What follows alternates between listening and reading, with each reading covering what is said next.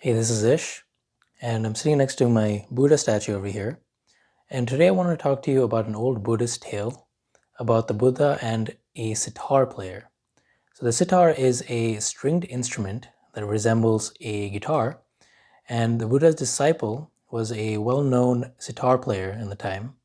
And when he started practicing meditation, he took his practice a bit too seriously and brought a lot of zeal, but he went to the extreme of being an ascetic. So, what I mean by this is that he only ate one meal every other day.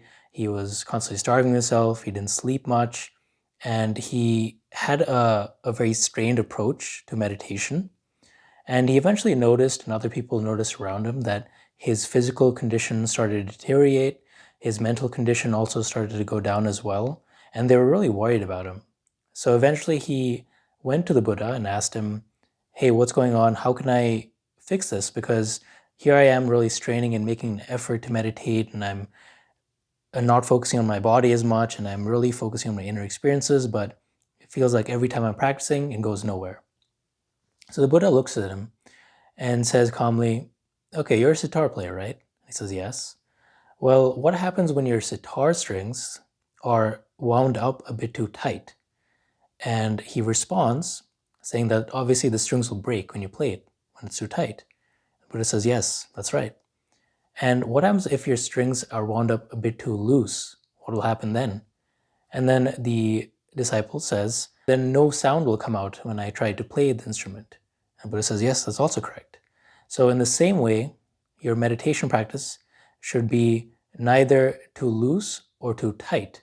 So if you try to strain too much in your meditation practice, then you cause yourself to be burnt out, to have too much strain and too much pressure and resistance, that you don't actually find a healthy medium.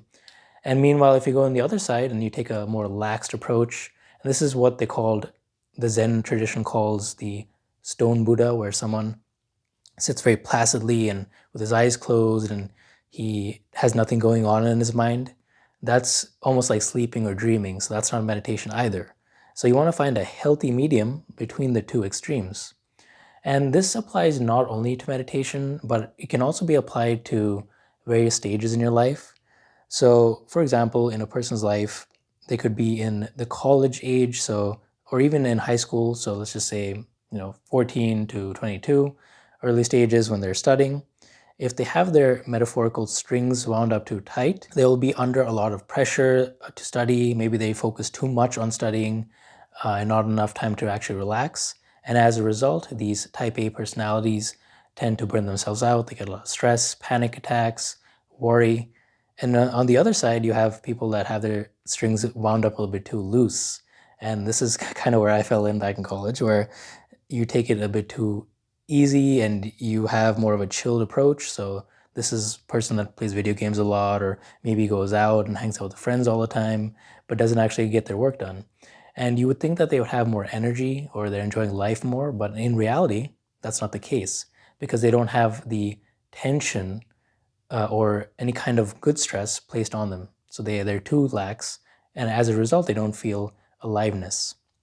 And then eventually, when they go to be a working professional, so a couple of years later, if they have their strings wound up too tight, they're too focused on their mission, and they're too competitive, and they block out that side of themselves where they can actually take their experience in, maybe come up with new insights. So they're too focused on the one end.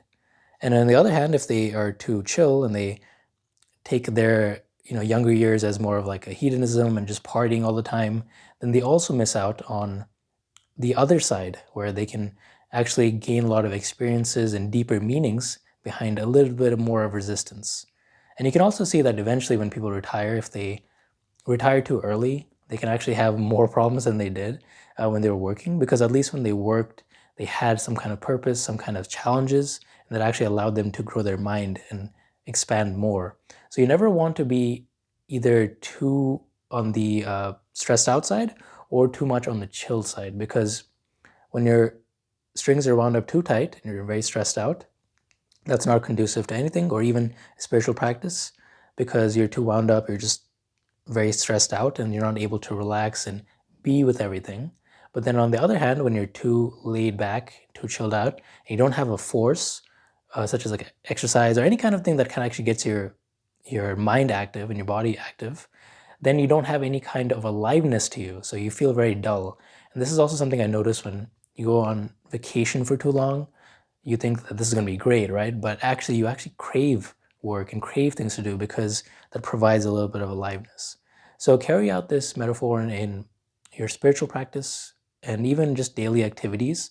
See which line you're falling under. And people typically fall between one or two categories. They usually lean a bit too much more to the lax, chill side, or they lean too much towards the work side.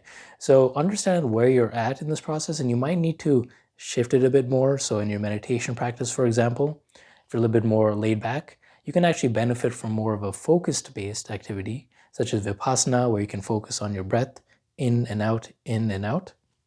On the other side, if you're prone to stress and prone to working too much, you can actually benefit from a open awareness meditation, like a shikantaza, where you're just taking everything in as it comes and just being with everything. So they're both valid paths to get to the same goal, but it really depends on who you are and where you're at, so you can find balance between the two. And ultimately, the same goal is the same, but there's different paths to getting there. So I hope this helps, and I really like this story. Hope you do too.